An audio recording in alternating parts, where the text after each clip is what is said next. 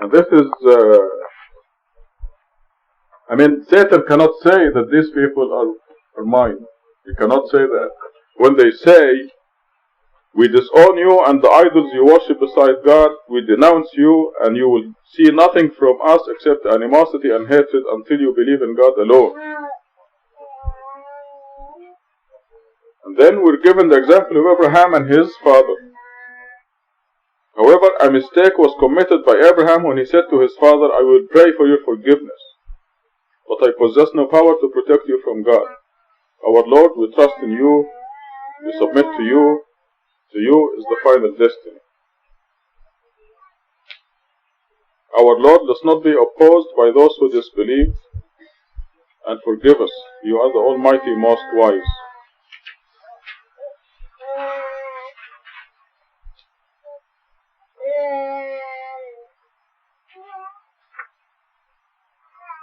So I think we learn from this page that we just our stand must be firm, and it reminds us that we are here. All this trouble is because we rebelled. We did not make a firm stand on the side of God when the great feud happened. The jinns, for example, made a firm stand with Satan, and we didn't. We said maybe Satan can make it, can be a god. We did not make a firm stand with God.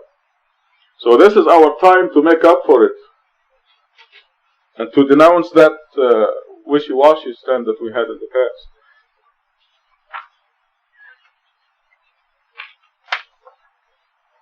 Okay, verse 6. A good example has been set by them for those who seek God and the last day. As for those who turn away, God is no need of them, most praiseworthy. God may change the animosity between you and them into love. See what I mean when I said make your stand known orally, publicly, and tell them it's okay, you can study and examine the evidence until God guides you. But make it known.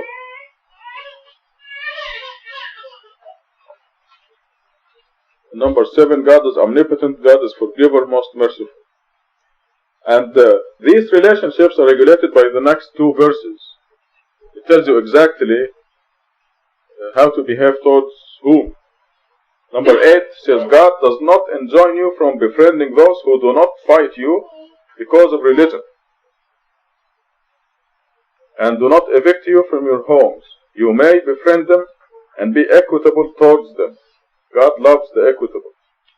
So these are not considered the enemies of God if they are not actively opposing you. They may be curious, they may be still looking, they may be still examining the evidence. You'll be able to tell if they are hostile or not. Number 9 tells you that God enjoins you only from befriending those who fight you because of religion, evict you from your homes, and band together with others to banish you. You shall not befriend them. Those who befriend them are the transgressors. If you are friends of somebody who's opposing God and His messenger, what does this tell about you? Yeah? Yes, or worse. Yes.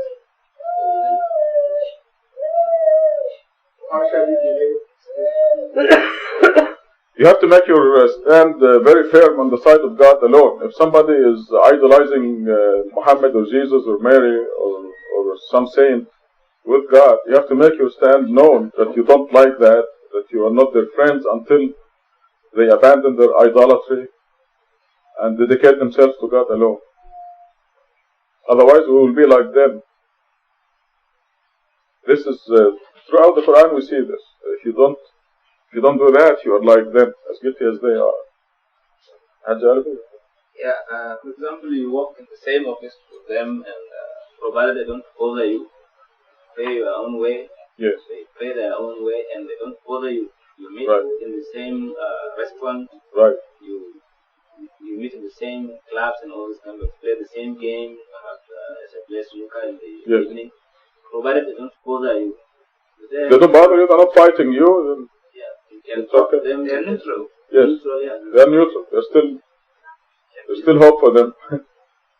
So there's no problem. You talk to them, you play around, joke with them, Exactly. religion aside. Exactly. Yeah, verses 8 and 9 are really are the rule that covers the umbrella rule. Can we do good to them? If an opportunity If they're still neutral, yes. Especially if it's going to help them. No, they declare themselves. They declare themselves that they are non-believers. Can we do good to them? No, you better run away from them. They declare themselves as unbelievers. You Right, better. they need help, No, you, one kind or the other. yes. Help, some kind. Shall we help them? Not if they declare themselves as unbelievers. They're enemies They of have, God. they Yes. have. Yes. You have to run away from them. You don't help Don't them. help them. No. This is what, let's read it again. Number 9. God enjoins you from befriending those who fight you because of your religion. Evict you from your homes and band together with others to banish you. Better yet, if you look at verse number 1, it says, O you who believe, you shall not befriend my enemies and your enemies. So a person who declared himself as an unbeliever is an enemy of God. It shows the opposite side.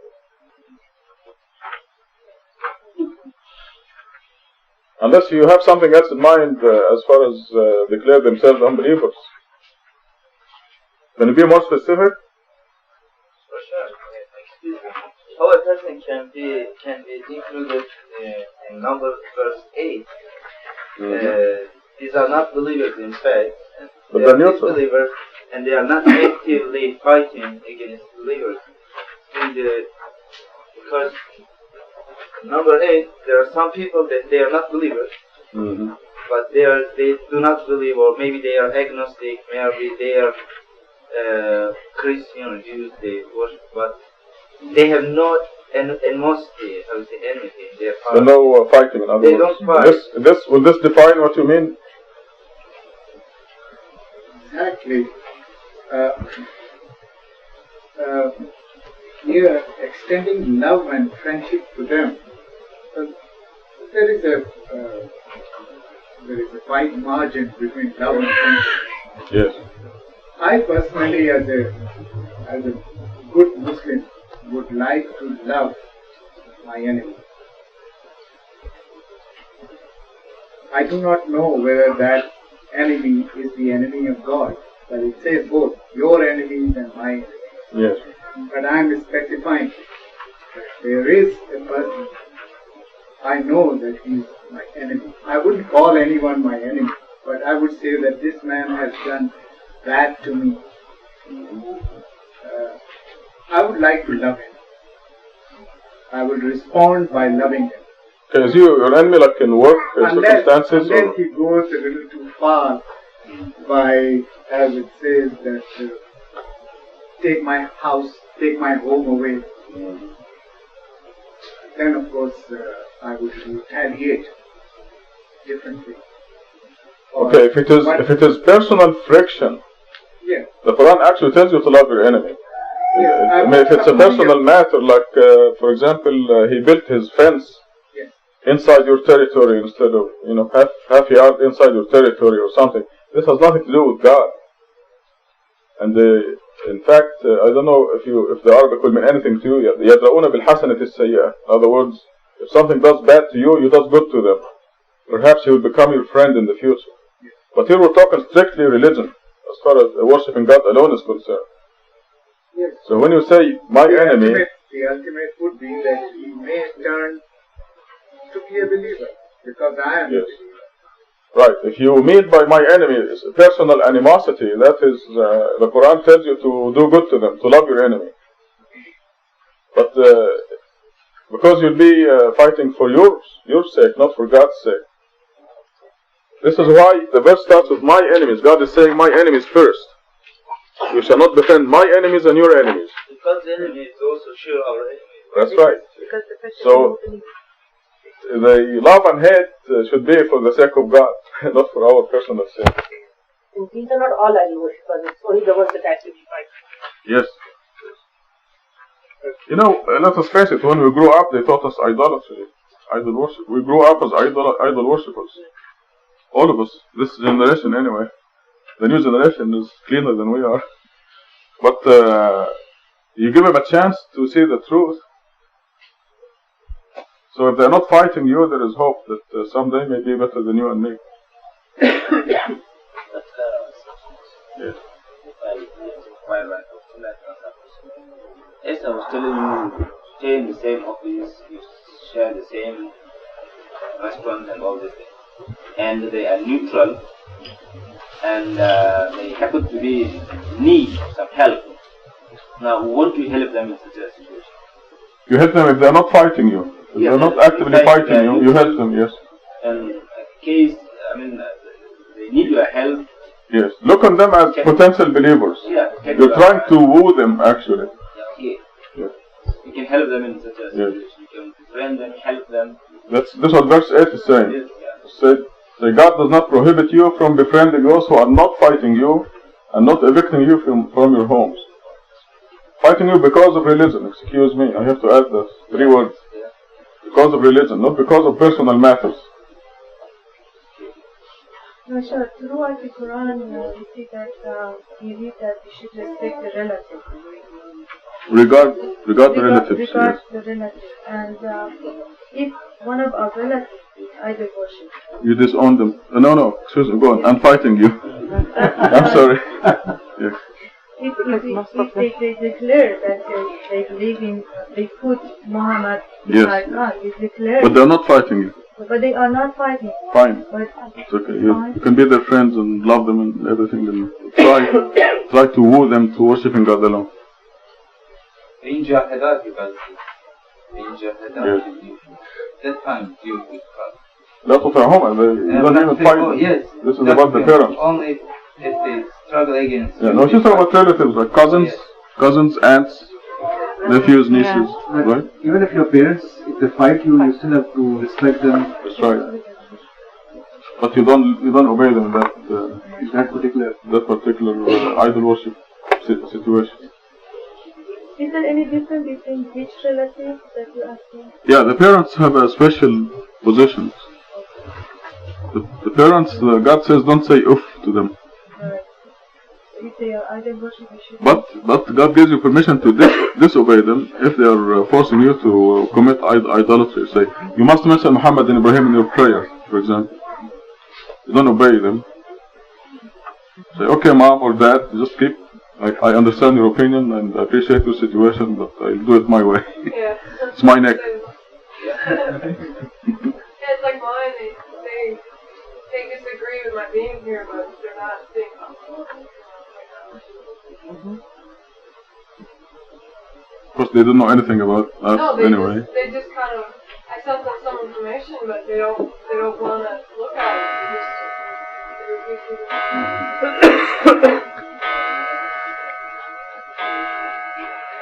Okay, let's see what the rest of the surah says. Verse 10, in case of war, O you who believe, when believing women abandon the enemy and ask for asylum with you, you shall test them. God is fully aware of their belief. Once you establish that they are believers, you shall not return them to the disbelievers. They are not lawful to remain married to them, nor shall the disbelievers be allowed to marry them. Give back the dowries that the disbelievers have paid. You commit no error by marrying them, so long as you pay them their due dowries. Do not keep disbelieving wives if they wish to join the enemy. You may ask them for the dowry you had paid, and they may ask for what they paid. This is God's rule. He rules among you. God is omniscient, most wise. This probably will never apply to us, but what this is saying is when two camps are fighting, one camp are disbelievers, another camp is believers, and some women on the disbelievers side join the believers, you do not have to obtain an official divorce for the women. You can consider them divorced without any official action. And the same if women from the believers' side decide to disbelieve and join the disbelievers' camp, God is actually telling the believers to give them back their dowries and divorce them. this is what they want. Number 11, if any of your wives join the enemies, I was a little ahead of myself. If any of your wives join the enemy's camp and you are forced to fight, you shall force the enemy to compensate the men who lost their wives by giving them what they spent on their wives. You shall reverence God in whom you believe. Number 12, O you prophet, when the believing women who abandoned the disbelievers who seek asylum with you pledge to you that they will not set up any idols beside God, nor steal, nor commit adultery, nor kill their children, nor fabricate any falsehood, nor disobey your righteous orders, you shall accept their pledge and pray to God to forgive them. God is forgiver, most merciful. Now, when number 12 says, "Oh, you prophet," what does this tell us? Because this is at the time of the Prophet Muhammad. It is not applicable to us. Starting at verse 10. Number 13, "O you who believe, do not befriend people with whom God is angry."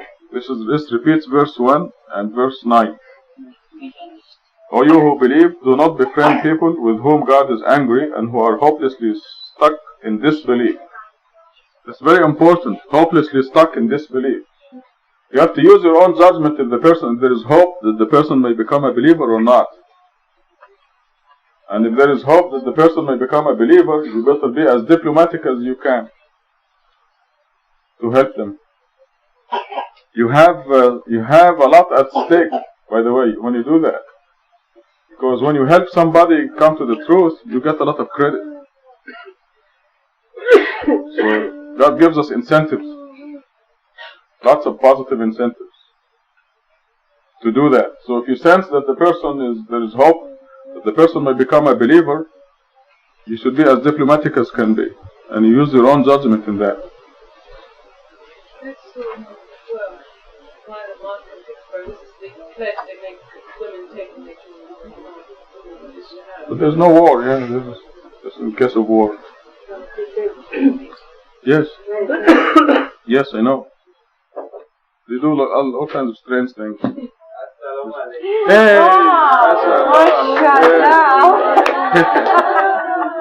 You made it. Wow. Come on in, come on in.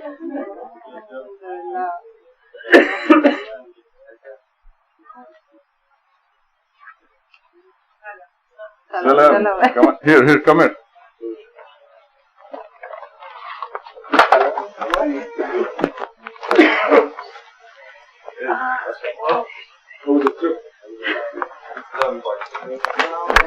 Oh, excellent. Hi. Salam. Sorry, that is locked. Oh, no, it's fine. The door was locked, but that's what is wrong. With whom God is angry, these are the criteria. And who are hopelessly stuck in disbelief. Hopelessly stuck in disbelief. They are just as hopeless as the disbelievers who are already in the graves. In other words, there's absolutely no hope for them, therefore you cannot befriend them. This is where you have to use your own judgment. Patience. Yes. You have to keep persevering. Yes. Give up. There he is. He's here. This is Montana. Very glad to be The here. Canadian group were asking about you. Yes. I hug everybody later. Hi, Promise? how are you? Promise? Yes. If you accept our very close and Yes. okay. Let us finish the page 551. The Surah 61, the column. Saf. In the name of God, most gracious, most merciful. Glorifying God is everything in the heavens and everything on earth. Think about that. Can we keep the kids quiet somehow? Tell them to lower their voices. Glorifying God is everything in the heavens and everything on earth. The carpet, walls. Glorifying God. I think we went into details of this before. Feroz is kind of surprised. This carpet is made of certain atoms, and every atom has a certain number of electrons, and the electrons are rotating in specific orbits. And this is God's law, so they are glorifying God. In Surah 17, God says, وَإِن مِّن شَيْءٍ إِلَّا يُسَبِّحُ بِحَمْدِهِ. There is nothing that does not glorify God, even the disbelievers. And the rest of the verse, yes, says, we do not understand their glorification. So the disbelievers' body, the disbelievers cannot control the heartbeats, or the lungs breathing. Only difference is they're doing it unwillingly. Right. Rashad, that is an interesting example of shadow. Yes. They disbelieve God, they think they disobey God, but their shadow obey God's rule and go to. I was just writing a footnote about this yesterday, and I said that the solar clocks bear witness to that. There's a solar clock here in the university in front of the observatory. It's very accurate. It is based on the shadow. It tells you exactly what time it is. It's an eternal clock. So, glorifying God is everything in the heavens and everything on earth. He is the Almighty, most wise. O you who believe, why do you say what you do not do? Most abominable in the sight of God is that you say what you do not do. So if you're asking somebody to do the 5 prayers, you better be doing them yourself. Number 4, God loves those who fight in His cause to be united in one column, like the bricks in one wall. There shouldn't be any differences. They have to be one. This is why we see in Surah 6 that God condemns sectarianism. God says those who divide the religion into sects do not belong with God or the Prophet. And they hear this practically every day, but they still say, I'm a Shafi'i, I'm a Maliki, I'm a Hanbali, I'm a Sunni, I'm a Shi'i, Ahmadi. Yes.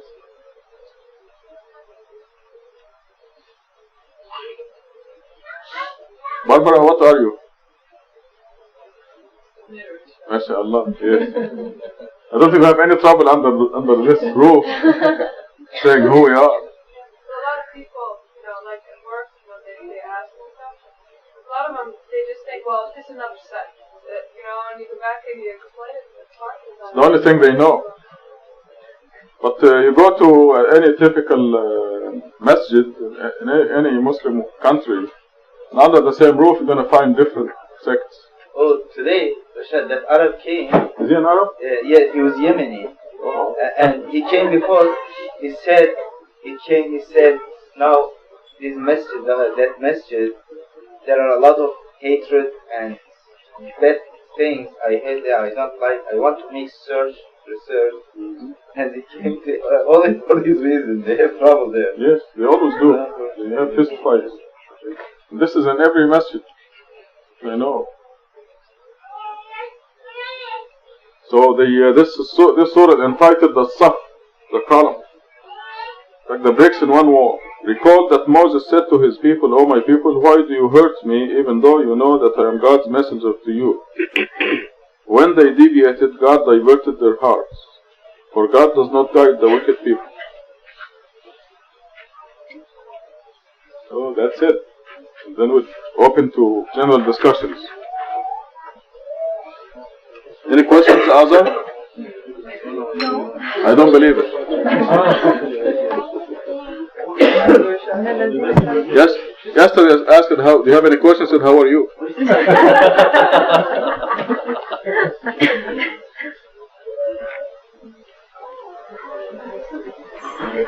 إن الذين فرقوا دينهم وكانوا شيعا 6159. 150. Is there any specific rule that men always have to carry women or just in public or in your own house? This is the way it came to us, order from Abraham. And usually, if God wants to set a precedent for the subsequent generations, God would create a situation or circumstances that will force this issue, and then we'll have a precedent that a woman is leading the prayer. But that never happened, and the innovations are a very serious matter. So just so not start any innovation, we're keeping this rule. But I think in my own house, because my father always has to stand on here, and I'm finding I would say yes, because of this same reason. This has been always the rule, and any change in it would be an innovation. So it's not worth it. It's not worth it. But from the logical point of view, a woman leading the prayer is not the woman is dignified, and will be more distracting for the men.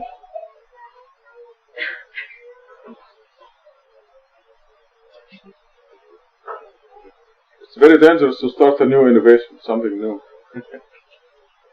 Yes. There's three places that. That's a bad question. You're talking about. No, go ahead. It talks about cuts in Quran. One is when they're cutting the thief's hand.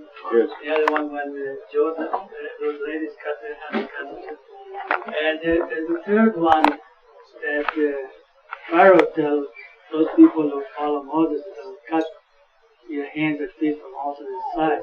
Well, I don't know, but I mean, my question is the third one similar to the first or the second? So neither. Pardon? The word used for Joseph and the women, and 19 verses later in Surah Joseph, and also cutting the hand of the thief, that's the same word.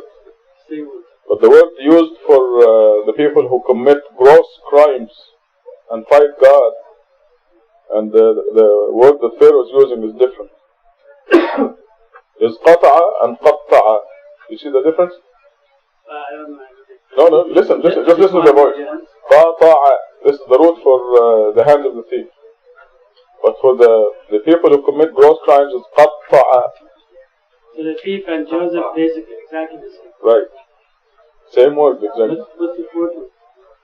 It is qatta'a. the people that fight against believers, they could be killed also. Oh, that's the same one that Pharaoh. Yes, like They commit heinous crimes. Stealing is a very specific crime. yes, the difference is very important because this root qatta'a is strongly punishment. The word ta'ala yufa'ilu taf'il is to make it stronger. Rather is qatta'a. God give us mathematical evidence. So. Hello, Shah. Yes. Earlier this afternoon when we were studying, the question came up about Juma prayer. If you came in and the first part of the first khutbah was given already, how many rak'ahs do you have to make? 2. Could you talk about, elaborate a little because it wasn't a very forward answer. This is a straightforward answer. If you miss the whole khutbah and come with the people having doing the 2 rak'ahs, you do only 2 rak'ahs. Because you went to the place, and chances are you're going to ask the people what was the subject, what did they talk about. You'll be discussing it. Also, you're praying in a congregation, so the credit carries over, in other words.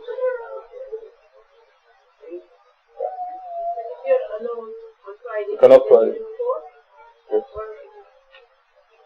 So even though you missed the whole thing, If you give yourself a khutbah, you'll be accused of being a schizo. See,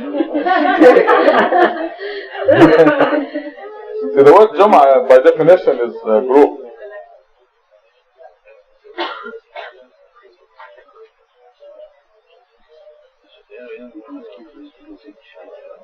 Yes, go ahead. You have a guest for one night. Yes, sure. Because you came too early. She's over there. Yes. She's over there. Go ahead. No, she wasn't. There she is. Hello. Yeah, go ahead. And do you need people to help you move in? No, tomorrow. We have great muscles, see? Yes. Sheikh Mahmoud's muscles and expressions and adibs. Not tomorrow, inshallah. We have to take How about this? We'll get Yes, let's say when? Tomorrow morning? Yes, we have to take the, no, not tonight because they're closed. We have to take tomorrow morning. I'm pulling my car. We have to get it out of there. Okay. Then bring the car back. Just say when and we'll be here. Inshallah. Atif? No, it's gone. Thanks. Yeah.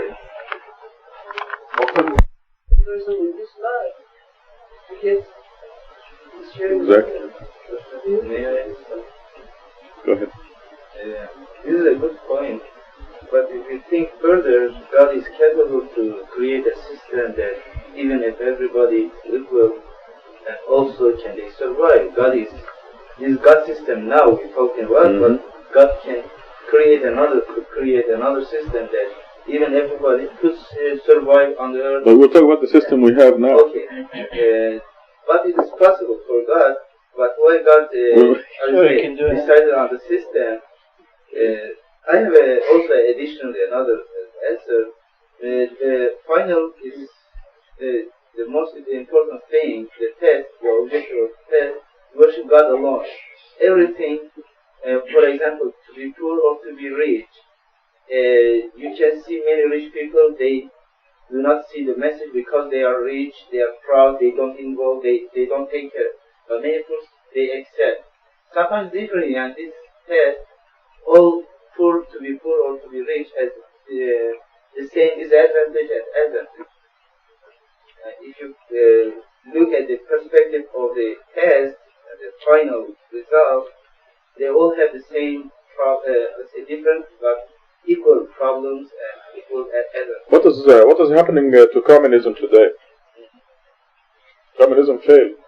Where Karl Marx said everybody all people have to be equal. Didn't work. Nasser destroyed Egypt using this principle. Because all of a sudden the boss will call somebody to do something. Say, no, I'm not going to do it. I'm just like you. And the whole country stopped from that moment. I think if the system was he said everything was equal and so on, and God would make it work also the other way, then we would have said, why God is not just, it's moral, everything is the same, why is it? That's right, yes. It's not exactly, it was the condition we accepted to come over here. For example, I asked God to send me over here. I'm going to have this much problem or the poverty or everything, but still I would glorify you. Somebody asked me, okay, you make me, send me over there, make me change. Still I will glorify you or purify. This is all the condition we accepted before you came to this world. Say it again. Okay. But before we came to here, we accept all of things is going to happen for us. They say, send us to this world. For everything bad or good is going to happen for us. Instead, we are going to glorify you. Of course, some of us believe, some of us not.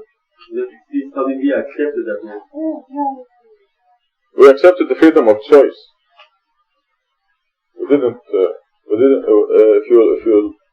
For example, one day you said, for example, the horse comes to this world and this. Oh, I see. Yes. Those are submitted. Yeah, they submitted to God. The horse, the dog, the stars, the trees. You have, for example, a lot of hard time this community accept to come over here. Not necessarily. They just accept to submit, and they've come to this world and perform certain functions in total submission.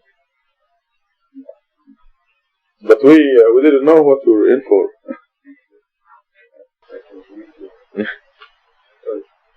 It's okay. Materials of this world, all that the disbelievers get. If it were not that all the people might become one disbelieving congregation, we would have granted everyone who disbelieves in the most gracious mansions with silver roofs and stairs upon which they could climb. So because this is all they get in this world, God's saying,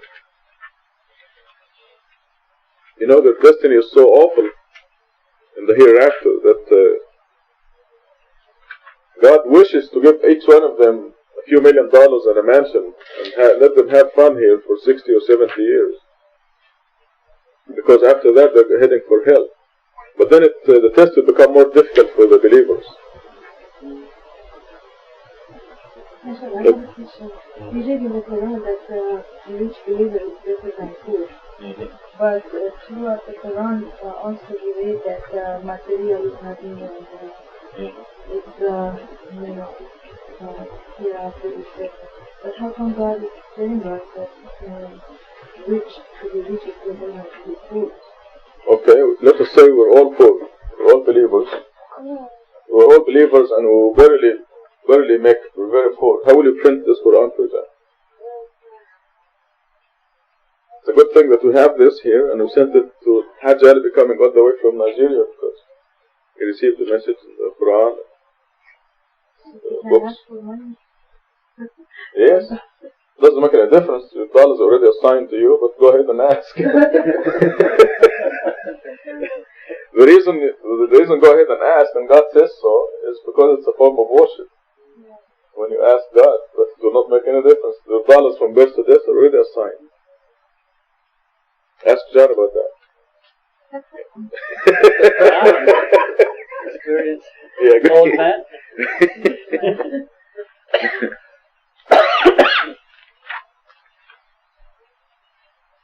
But as it is with the believers, you're guaranteed all your needs, your health, your wealth, guaranteed a perfect life for a believer. And you may have zero in the bank, but you will not worry, and you have peace of mind, and the IRS cannot touch you. You have your money deposited up there. Yeah. And the title that rich believers better than poor believers, something is open to abuse or abuse. I think anything is open to abuse. Excuse me? Anything is open to abuse. Anything, believe me.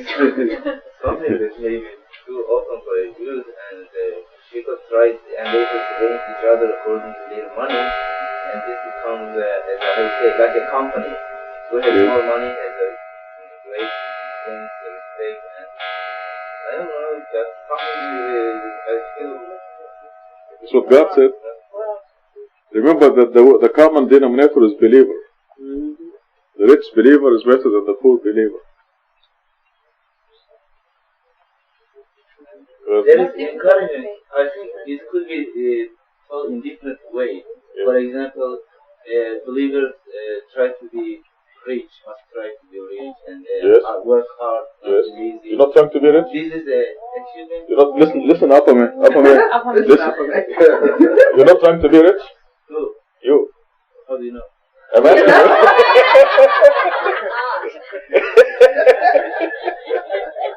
He's criticizing trying to be rich. Okay, now you're not trying to be rich? Do you want to be rich? I'm not excusing you. But I think he said this is a good point. He said this is good. No, he's saying it's not a good point. No, I think he said trying to be rich. Is that good or bad? Depends on your choice. If you have other things to do, first of all, yes. You choose this. Okay, let's take you for example. Do you want to be rich? Sure, I want to be rich. Why? Well, why not? I'm glad you're watching up away. Sure, it's a good thing. Yes. But it is not just. All right, so we agree. Sure. So that's it. Yeah, for believers to be rich, sure, it's better to be poor, but. Yes, thank you very much. Put in this way, there are sometimes expression of a faith. Yes. Sometimes. You don't want to say the rich believer is better than the poor believer? It's something funny. Yes, Hajj Alabi. I think, yes, the rich believer is better than the poor believer in the sense that for the rich believer appreciate the gifts that are given to him as it's from God, and then use these gifts in the cause of God, exactly. charity, building mosques, in the cause of God generally, and do his other obligations, knowing very well that all these things are not his own making, not his own education, intelligence, charity, but they are from the Almighty Allah. I'm telling you, it's not easy to be a rich believer. More difficult. Did you know that? It is more difficult. It is more responsibility. And I'll give you the example of Solomon. Okay. Solomon was very rich. Was the richest human alive. And he became distracted with his horses. What did he do? He got rid of his horses. Yes. But by this way, So it's very difficult because you get distracted. by this way, can we say Solomon is better than Job? Because you say that the criteria is maybe riches. Yes, the rich believer, listen, there's nothing to know about the rich believer being better than the poor believer because God said so. So we can only debate on some details, but the principle, God already said the principle. The rich believer is better than the poor believer, Surah 16. We cannot fool around with the principle, but you can discuss. These rich people are usually more difficult Yes, to get into. Some are true believers. because they don't need God. This I'm using you as an example. Is it better for you to be poor or rich? You, as a believer. You're the same believer. Your belief in God is certain, inshallah. It will never change. Now, is it better for you to be poor or rich? For all concerned. Answer my question first and then is it better for you to be poor or rich, in your opinion? Is it better to be rich or poor? Sure what? Yes. There's one point, Rashad. Yes. The word believer is not something, it is very related subject. For example, there are maybe two believers, both of them believers, but one of them is more appreciated, but God didn't give. God says, I give you, I will say, if God... No, we're talking about equal believers. In belief, they're both believers. You've reached the top as far as belief is concerned. Right. Both of them are in the same taqwa, same belief, same degree of taqwa. Now, which one is better? Cannot say this. Why not? That's what God is saying. We're talking about two equal. Go ahead. You have some very good arguments. Let's say there are two people. And both spend same amount of time for this person. Thinking about God, for example, read the Quran and whatever that you think is being right. To me, I think they won. I said they both have even the same knowledge. One can be lazy and say, okay, I need 8 hours of sleep. And I do whatever I do, and I only work, for example, 8 hours. The other one will say, okay, I sleep only 6 hours, I work harder, and if that's the reason that he became richer, he has more money, then to me, that person work harder. And we can say, yes, if their belief are the same, they are both righteous, their belief are the same, yes, that one is better because he work harder and achieve whatever we have. No, even without working harder, say I want to, because I've seen people who don't work at all and they're very rich anyway. Yes, but if they are both believers, then the rich man, according to the Quran, what God is telling us is that the rich has a better chance to be charitable, to help the others, to publish the Quran, or whatever. The things that need money, the things that need money. The poor believer, there's another problem.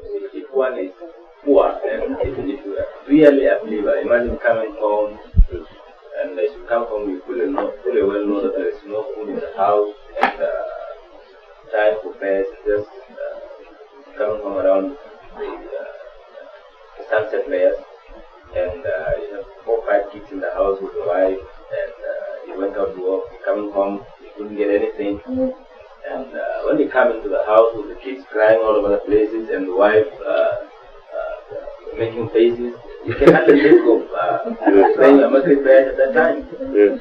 But rich man, you don't have any of these problems, and come home, you know, the food is there, the kids are playing with their motorbikes and all these things. It was praying and home happens. You concentrate on the prayer. Yes. That also. Anyway, we cannot fool around with the principle that the rich believer is better than the poor believer. Edip wants to make a lot of money so he can publish a translation in Turkey and build a mosque in his hometown and buy a few dresses for Aquaman.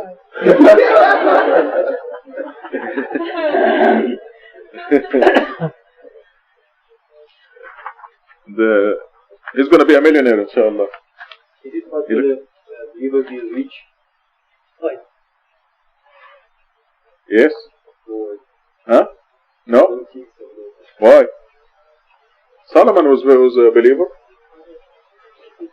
He was very, very, very, very rich. One year. Huh? One day, one son, but I don't think a believer could be rich.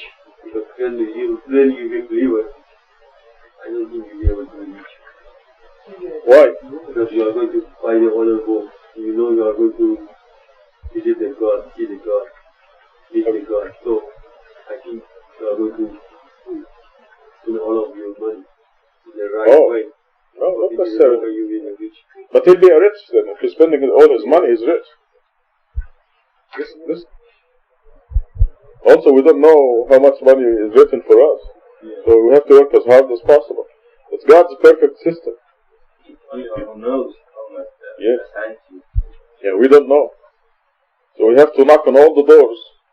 And one of them, some of them, the right ones will open. But you have to knock. No way, he cannot be rich. They're not doing up himself, because he's working for God. You never know. When somebody pushed the load, it's getting cold. Isn't poor and rich relative to the place that the poor and rich people is? Edith said just now about Solomon and Job. Job was rich within where Job was, what richness meant. Job was rich, period. He was very wealthy. Yes. For Job. So, no, period. He was very wealthy, period. Mm-hmm. He became poor for a while. Right, and then he became twice as rich. Yes. Right. So even though he wasn't as wealthy as Solomon, he was a wealthy person. Right. In that time. So, poor and rich have to be relative to where poor and rich really is. Because in some places, rich may mean $1 million. And that's really wealthy. It can do just as much as $10 million may be able to do in another place. Mm-hmm. So poor and rich is relative to the place that it is. I think the statement of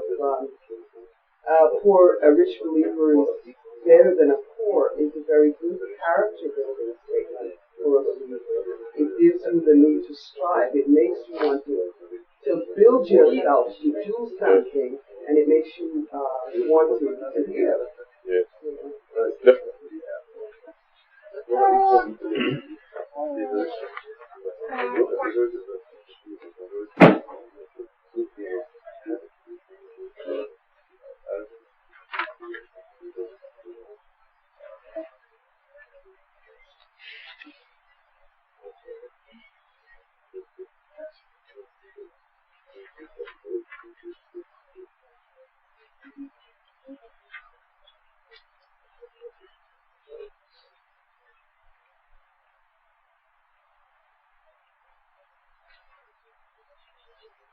Okay, I think we'll stop here. We usually read 2 pages every morning, and then we're open to discussion.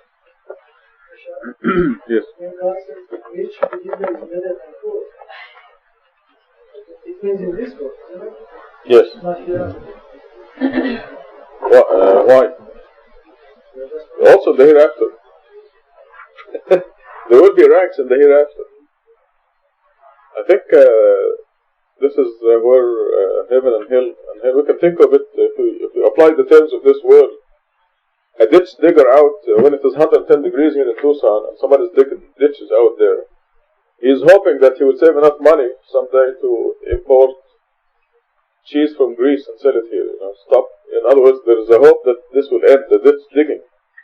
But if in the hereafter, a ditch digger is a ditch digger forever. There's no hope. This is why it is hell. So there are ranks over there, and when the people in hell are assigned those low ranks, they know that this is forever. There's no promotion. God also saying that closest to God is the most righteous. Yes.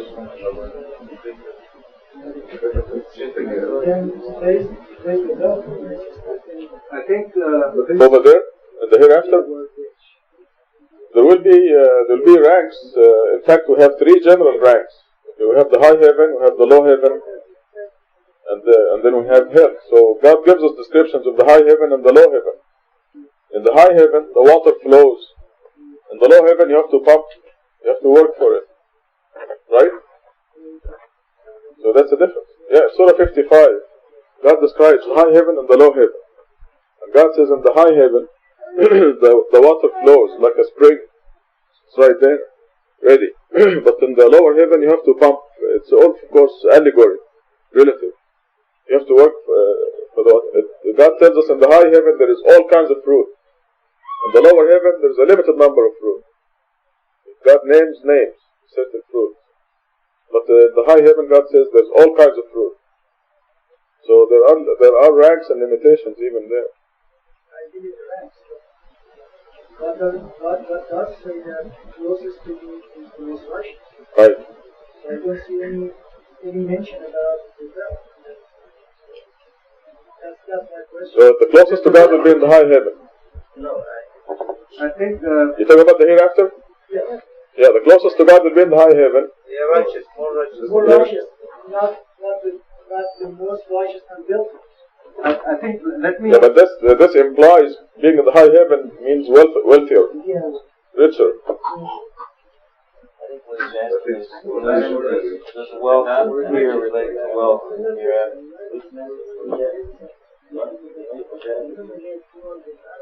So the richness of this world is different from the richness of the other. Okay, you're saying that a rich believer here can be in a lower rank than a poor believer here? Over there? I think that... That's right. You're right. It's not necessarily the same. If you take 2 believers, one is rich and one is poor here, this may be reversed over there. But in any case, yeah, I think I understand the question now. But in any case, it is fantastic triumph to be in the lower heaven or the high heaven over there. Yes. And there is no jealousy. There's no jealousy, and there is everyone is perfectly happy. The jealousy will be erased from the dictionary in the heaven, the high heaven or the low heaven.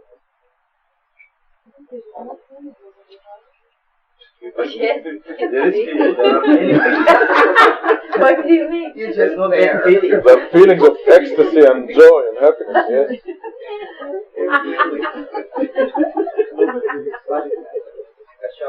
Yes. My 11-year-old son was asking me, why do you have heat in heaven? Do you age, do you change? For example, if I die at age 14. You don't eat in heaven.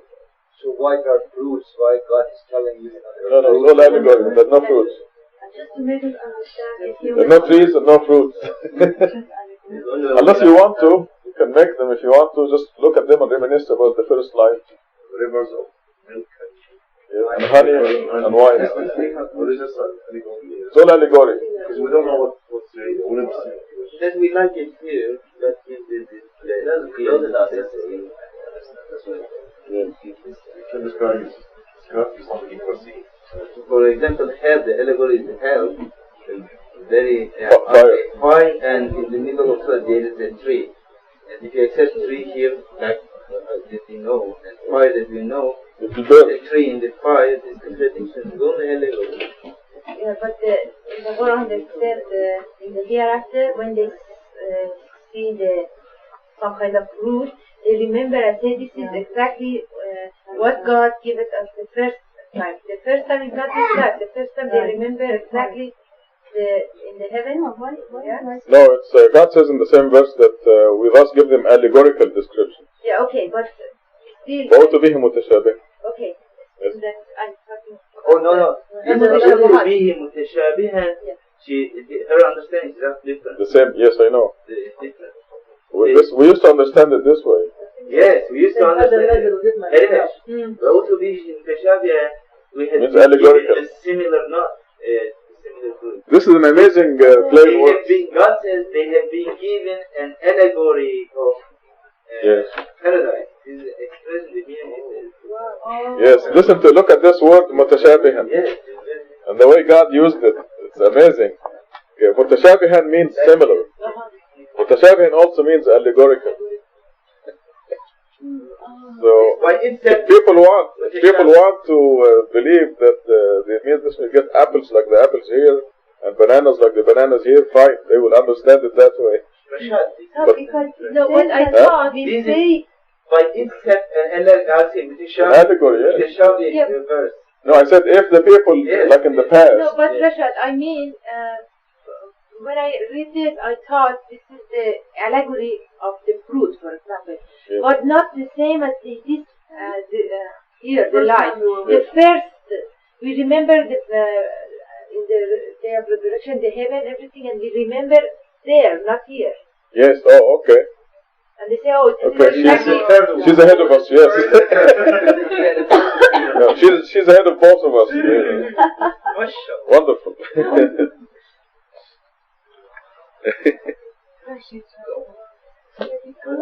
Their babies are supposed to be asleep at this time. I mean, look at John, he's not awake yet. I can't. Huh? I can't.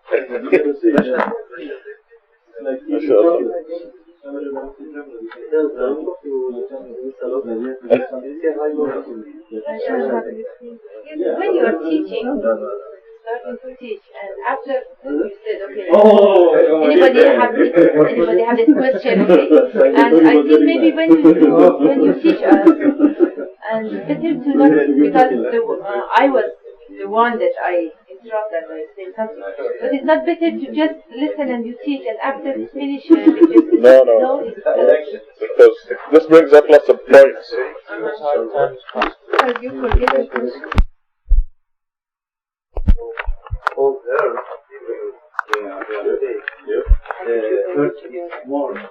No. Water is the vast majority. We talk about the solid mass of the planet Earth. If you take the solid mass and compress it, the water will be 9 times as many, like 90%. Anyway, my suggestion was this, that living creature, because double here, living creature, no, there is that, I mean, even the Earth. Also, for example, stars. Yes. Stars, also creature of God. Yes. For example, there is no water in star. Mm-hmm. And I think actually, there is. You know what the sun is made of? Hydrogen. What's the water made of? Hydrogen. There is no way around it. Hydrogen oxygen, H2O. Adib has the flies. He has a pocket full of flies. He puts in the oatmeal. What is this? We'll never tell you. Just don't change. Stay at home. Someday you might say something. We don't want to miss anything. Keep on saying. God created every that. He has a good point. Adib has a very good point. Because God talks about the creatures that walk on their bellies like snakes, or 2 or 4. So God is talking about living creatures. It's a very good point that Adib is raising. But I like to give him rough time once in a while. See how far I can push it. Yes. Because what makes this, he's talking about the stars and the sun and so on. But what makes this restricted to living creatures, like he said, is that God says some walk on 2 legs and some walk on their bellies. Now, living organisms are 85 to 99% water. We talk about plants, animals, and humans. 46. And life cannot sustain without water in those creatures, all of them. This is the one thing that's common to all living creatures is water. 46, we have sent down to you clarifying revelations. Then God guides whomever He wills in a straight path. God sends instructions through His messenger.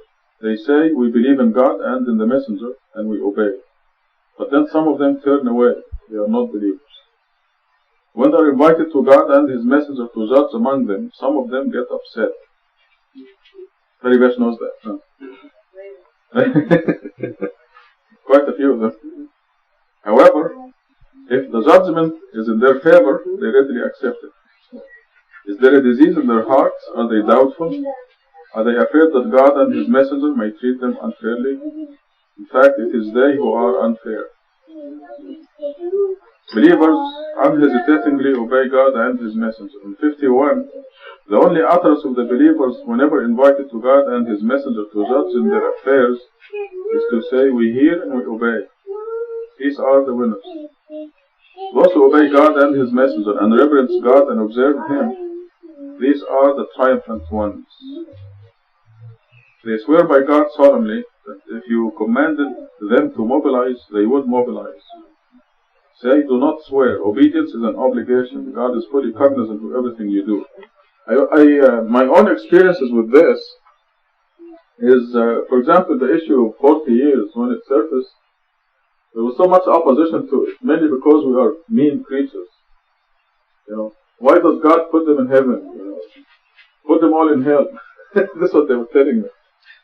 And they argued, and we had to use a lot of discussion back and forth, which wasted a lot of time and effort. So had they say we hear and we obey, and then take off from that point, we would have saved a lot of time and effort. They would have saved themselves a lot of time. So this why God said the only utterance of the believers whenever invited to God and His messenger to judge in their affairs is to say, we hear and obey. These are the winners, because they save their time and effort.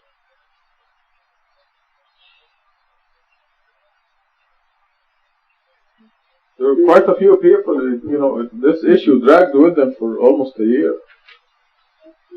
And the funny thing is, some of them, I thought they accepted it. Then a year later, I found that they didn't. They're still having trouble with it. That doesn't mean that they not question anything or accept it without. In fact, I did say now they should question it, but after accepting it. In other words, God says so, okay, we accept it. Now let us see. Why is God setting the age of 40? And why isn't it 45 or 30? We can discuss that, but after accepting it and knowing it. But what I found was they actually could not accept it. It didn't make sense to them. And I tell them, okay, will you give me the break, the line? Where is the line, the cutoff line of responsibility? Is it 6 years? When somebody dies at the age of 70, does he go to, is he responsible? Or at the age of 17? 21? What is it? I mean, give me, there's no age in the Quran except 40. For the age of responsibility. In other words, they were just objecting without having an alternative. Yes. There's no age that you can start your prayer and you're obligated to fast or anything like that. Oh yeah. Age like that. Which age is that? That's about 1 week. True.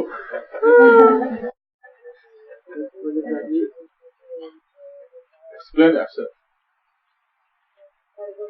You explain. Explain to others, to me. You have to leave the hand. What hand was do for this? Did you see how he prayed?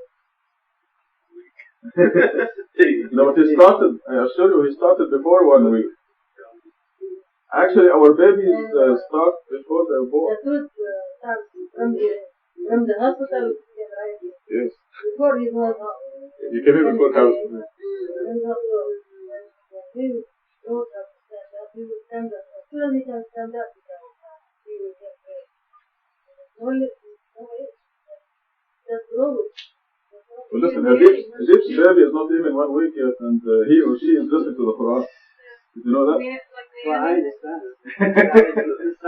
Deciding that it's obligated if you don't do it,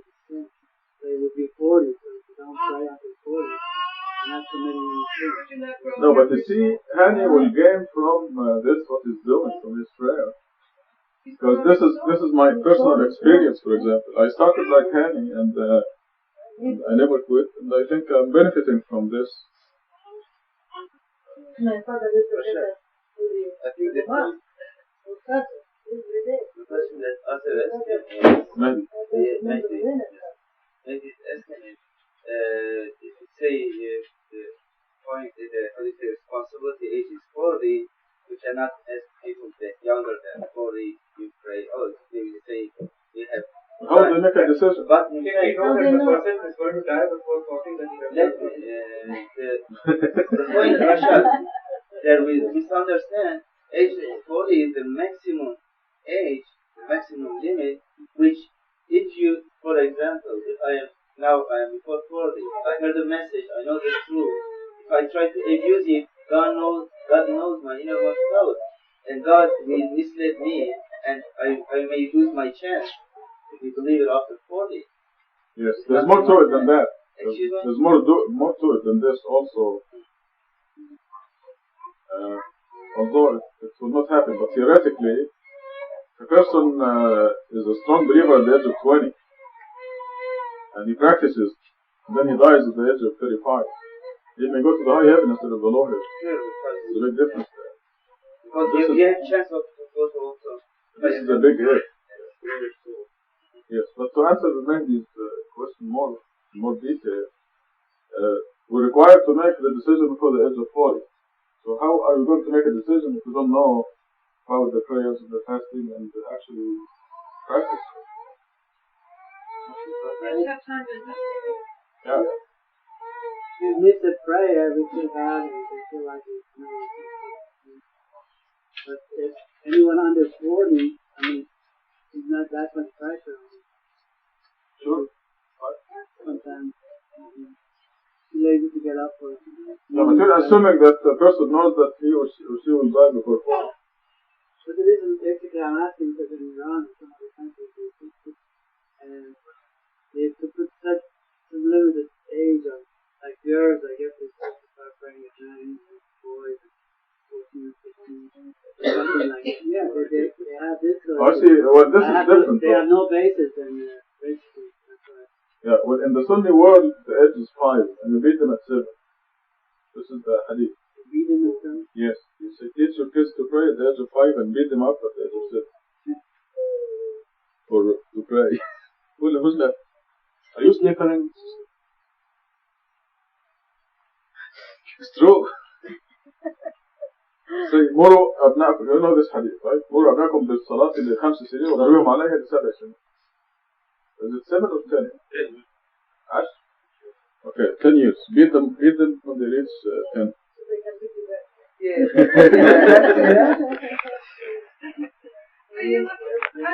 You look at like the kids here, and they look like they're enjoying praying, and they they should, but they don't know it. They don't know anything. I mean, this is all they know. They have to be there.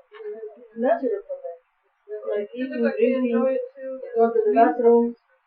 You see how Hani runs to the prayer? I didn't even give him candy. Let's go get the candy. I forgot. He's not going for the candy. He's not good for the candy. Say, obey God and obey the messenger. If they refuse, then he is responsible for his obligations. And you are responsible for your obligations. If you obey him, you will be guided. The sole duty of the messenger is to deliver the message. So the criterion of obeying the messenger is whatever he's saying must be in the Quran, must be backed up by what God is saying. If it is not in the Quran, it's your obligation to disobey. Actually, this same surah, it says that. So the reason God is saying obey God and obey the messenger is that because the messenger conveys the word of God, the message. Okay, excuse me. Somebody asked me about this. What happened if, we believe in Rashad is the messenger of God, but what happened if he's human and he says something he mistakes? And Alhamdulillah, I showed them he did, and I explained, okay, if you're right and he's mistake, he is responsible for answer to God. But you have God said you have to obey him. Either if you think maybe This is right, man. Yes, yes. In other words, if in the day of judgment say, what did you believe that the age of 40 is this or that? Say, well, I believe your messenger. Then that will be an excuse. If I'm making a mistake, it will be my responsibility. At the last line it says the sole duty of messenger is to deliver the message. So you can realize easily who is the real messenger. Okay, God's promise, kings and queens on earth. One of the most important verses in the Quran. God promises, which means it's done, those among you who believe and lead a righteous life, that He will make them sovereigns on earth, as He did for those before them, and will establish for them the religion He has chosen for them, and will substitute peace and security for them in place of fear. All this because they worship Me alone, without setting up an idol beside Me. Those who disbelieve after this are the truly wicked. What more can we say? The believers have no fear and no greed. No fear, no greed. Can I ask one more time what exactly righteous life? Because you did it last time in my place, but I was with my kids. Yeah, righteous means abide by the Quran's commandments and the prohibitions. Very simple. And God gave us a very simple things to do. At the first verse of the surah, three categories of people. Righteous. Yes.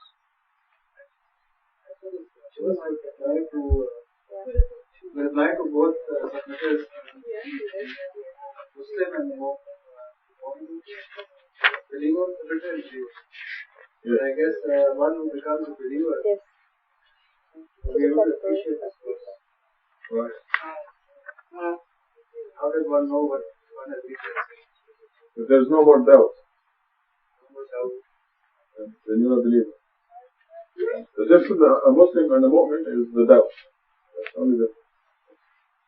So a Muslim is a person who believes in God, believes in the hereafter, leads the righteous life, does all the commandments and the prohibitions, but there are lingering doubts once in a while. When all these doubts are gone, then the person is a believer. A mu'min.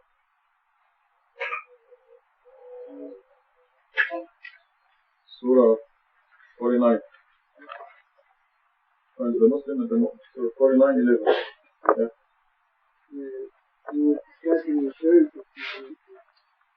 You say there's always something like, you said, a lingering doubt. When are you protected? When you're a Muslim or when you're a Muslim? So you're sure that God will protect you if you don't have to show. Right. It takes a believer. It takes a person. When we do the prayer, yes. When we come back to the prayer, then you can. When you say Allahu Akbar, then pray. You thought you're the smartest one, right?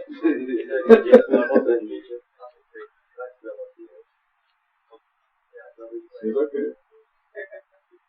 Yeah, it takes a believer to know that he or she has insurance with God, and a solid believer.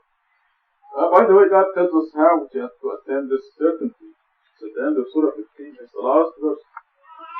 Surah 15, which is 99.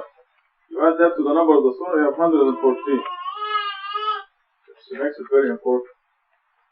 Page 267. It says, worship your Lord in order to attain certainty. So, a Muslim will do the 5 prayers, fast the month of Ramadan, and so on, and this is how he or she will attain certainty. All the doubts will be gone.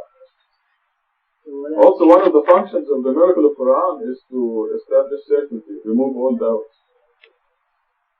So a person who understands the miracle of Quran will have no doubt.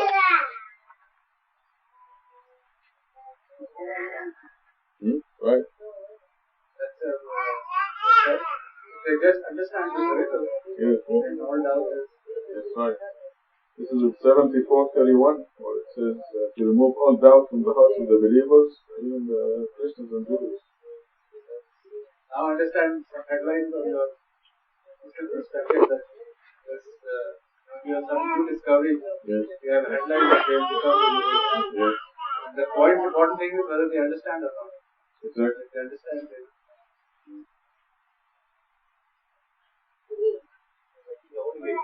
You will mind as a believer, not practice religion all the time. You said some good said we believe you, then they change their mind. That's exactly like I was before. I was Muslim, pray occasionally, and then read the Quran, so after that I forgot. So that's what they told me. If we believe you are the messenger, you are true, really. But you have no practice, so they so exactly.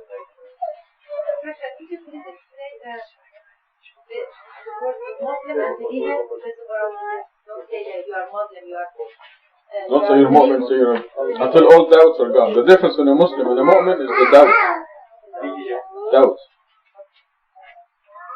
There is doubt, the person is not a mu'min yet. Ashad, is that right that as soon as we attain... But that's not, excuse me, that's not bad. It just means that the person is inching towards being a believer. It's like we're born babies first.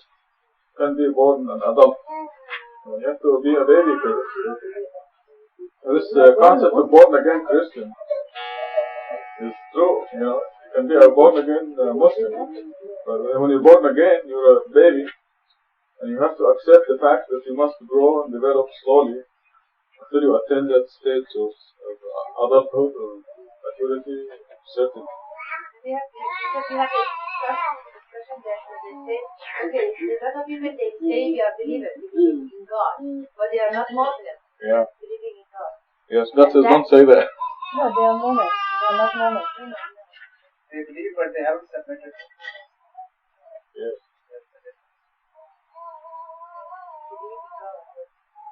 Is there a word stronger than believe? Certain. But it's not applied, it's not used in the language. Like a person can say, I believe, and say, I'm certain. I'm certain. I know. I know. Yeah. Certain. Yeah. I'm certain. Beyond benefit. I have to invent new vocabulary. Yeah, because when they say believe, don't say I am Muslim, they will, and they say we are believers, believing in God, but we are not believing in one another. But I think that the word submit should distinguish that. Because if they say we believe, then we can question them, have you submitted? Yes. The Quran also. When they say we have submitted, that means that they should be following the Quran. Yes. I guess when a person says I submit, this means I apply to admit to the ability to first grade. So I'm going to sit and be a student. And when you go to a class, we are admitted into a class, we sit there and we listen to the teacher. So we submit, God being our teacher. Then we read the textbook, see what it says. Who's making noise over there? Who's the noisy kid? So, as you say, Rashad, as soon as we get certainty, attain certainty, then we are a moment, right? Yes. And at this case, our test will be finished, and everything will be smooth and good. Yes. Yes, Everything is fine, no. Yeah, as soon as you attain certainty, is that right? Yes, everything will be alright, yes. Even if you go apply for a job and you don't get it, you'll understand. Oh, okay, I see what you're saying. Okay, I see what you're saying. When, like right now, I do like 99% about prayer and Quran and everything, making my church.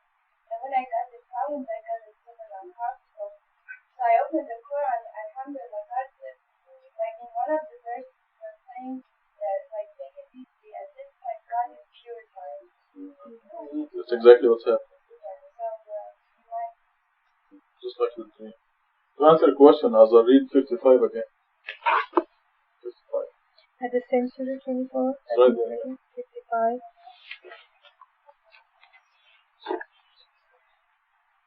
God promises those among you who believe and live a righteous life that He will make them Sovereigns. sovereign Means kings on and earth. queens. Right. Just one word for it instead of two words. Right. As He did for those before them, and will establish for them the religion He has chosen for them, and will substitute peace and security for them in place of fear. All this because they worship me alone, without setting up any idol besides me. Does that answer your question? Pardon? Does this answer your question? Yes. Substitute peace and security in place of fear. Everything will be alright. What about Surah 22, verse 15, which is happening now? We let go everything and just depend on God alone. And it doesn't matter what happens. It doesn't bother you. You just accept it the way God wants it. Unless you want to follow some other translation, then you hang yourself. Yeah.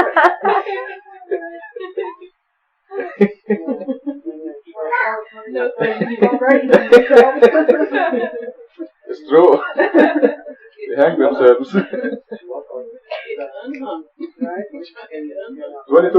is the verse where it's translated unanimously in all the other translations as, if you don't believe that God can help you in this world and forever, hang yourself. Really? Yeah. That's what he said. I thought you knew that. Is it, well, in the Okay, Cecilia, you have to read it for us. in the advertisement for the cross, you Huh? have that Thank God I never saw that. Really? in the pamphlet for the cross. How much for it? How much for it? Let me see. Oh, you like this, don't you? There are several different interpretations on this, all of them funny from each other. Yes. The other one says, let him go to sky and open a hole from the sky and look at this Must be Ibn Kathir. No, this is their duty. Maududi, yes. Well, this is a contemporary Mufassir. Funny.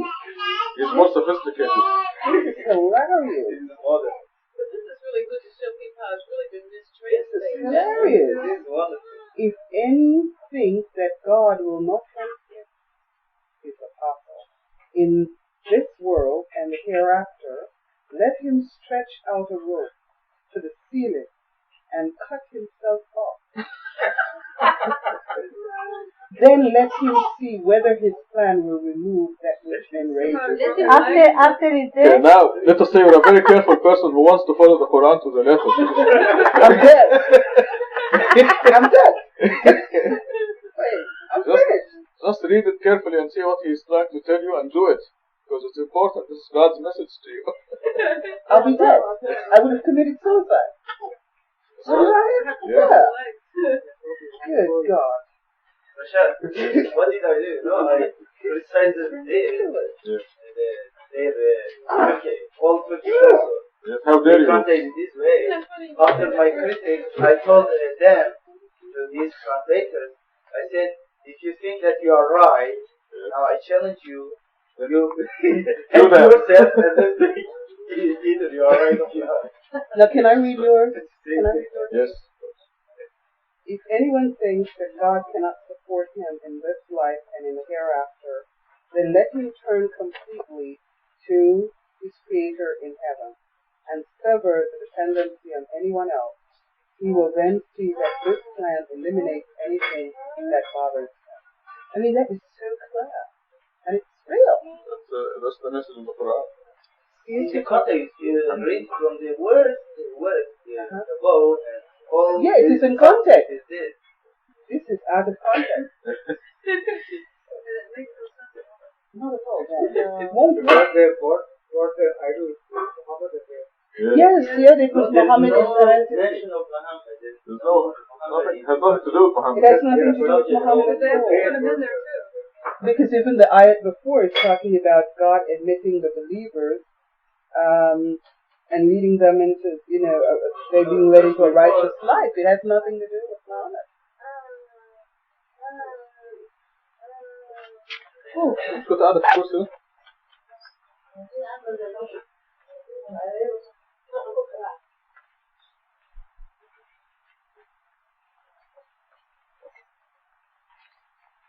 understand? Of course you understand.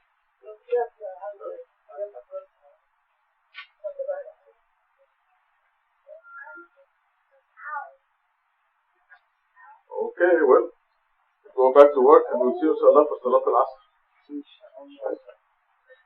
Here's your pillow. It's I did. I was vice president of the Sunni Mosque. Then one day I told them not to follow Hadith of Sunnah, so they see a account that sign is saying for sale, so I asked, and I bought it. What we have, because we have something more here, because I think the first is job, for example, something extra back to more, this, that, more, something like that. We're doing it. That's okay. We expanded it. The mosque was only up to here. Yeah. And then we added this part. So we keep expanding. But I think we need the new expansion soon, inshallah. It's getting there. Last Friday we didn't find a place to sit down. You're going to see feet walking across. I'm pretty sure, inshallah, we'll take the whole block. This whole block and we'll build it.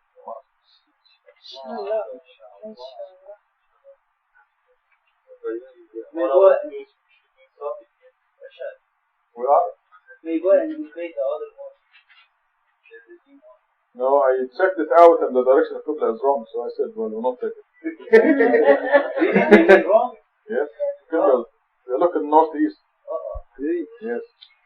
They designed the whole thing looking at northeast. Yes. Here in the magnetic north. Either that or we can just, if you can move it, we'll do it. Yes. Only the land is a problem. Building is not expensive. For just here, the land is Where? Here in Tucson? Yeah, somewhere. It's not expensive here. Besides, nothing is expensive for God. Like Carl Sagan says, God has billions and billions.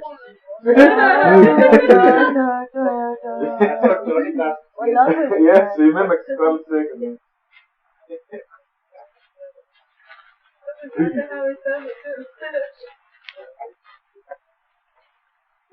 Is the one on Speedway. Ahmadiyya. How many miles are there? How many? 3. Ahmadiyya. How many mosques? One. Yeah, 3 mosques. I thought how many Ahmadiyya? How many are there? Also 3 Ahmadiyya. 2 of them enforce it. Actually, this is a surgeon, an anesthetist, not a surgeon.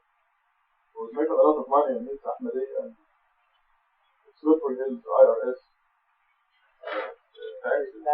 So he built a mosque and imported 2 guys to take care of it. So the 3 of them. Last night somebody asked me if I'm in the street and I have to do my prayer, and the mosque that is not belong to God. And can I go there and pray? I said no. You cannot. Because there is a direct commandment saying don't, in a very strong way. لا تقم فيه أبدا. This is the last place that you go there. Yes. You cannot find any place. Right. You have to go there. Is it after the bathroom? After the bathroom? Huh? No. Because if you go there and worship, you accept the place that they worship. 918. Actually, a house of Satan. Will you go in the house of Satan to pray? No. Because in Surah 9, really the commandment is very strong. I used to be not sure. And then when I read this verse over and over, it says, لا تقم فيه أبدا. Do not ever. Yes, so you shall never pray in such a mosque. I saw, and they didn't believe some of them. MashaAllah, I did just open this verse. It's very clear. Nobody can stop it. About the kids that we were talking, I have a sign, inshallah, like, God is my witness and I'm not lying. The first time with Dr. I met Dr. Khalifa, Makan was maybe 3 or 4 months. And at that age, the kid doesn't talk. And he said 3 or 4 times, like Allah, Allah. And then I forgot all about that. Last time Dr. Khalifa came to our place and he had lunch with us, and then the first group left to Taiba's place. And I went with my kids and Muhammad to Taiba's house. In the way we were so excited that Muhammad started saying Allah, Allah, like he was translating while he was driving. And God is my witness, I'm not lying. He tried in my arms, he knows it. He pushed and said Allah, Allah. And then I didn't say anything. I was afraid. I tell Muhammad that, then Muhammad said, oh, Vicky, don't say it. I was just thinking, and then he turned at me and said, did you hear? He's trying to say Allah. Yes. Three times he said. Translation. I think that's where, like, the kids should, Oh, they stopped very early. Yes, I was just expecting. I was not joking. 1 week. Then it turns out in the mother's womb they listen to the Quran. They're Baruni kids. Yes. They wanted Periverse's recording. Ilahi also. Ilahi, yes. Ilahi all the time.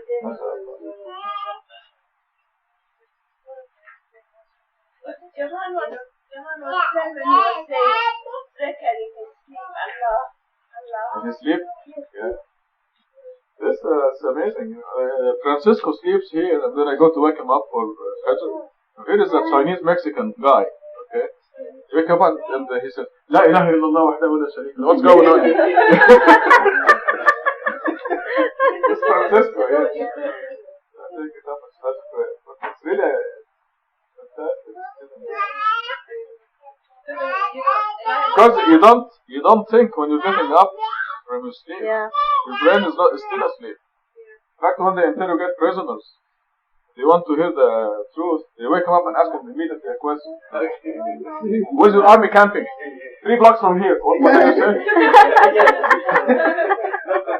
You cannot manipulate their brain. One day my brother was in the army and he came home and he was really, he wants me to go to one of my friends, a neighbor, to bring him to another city because it was very difficult.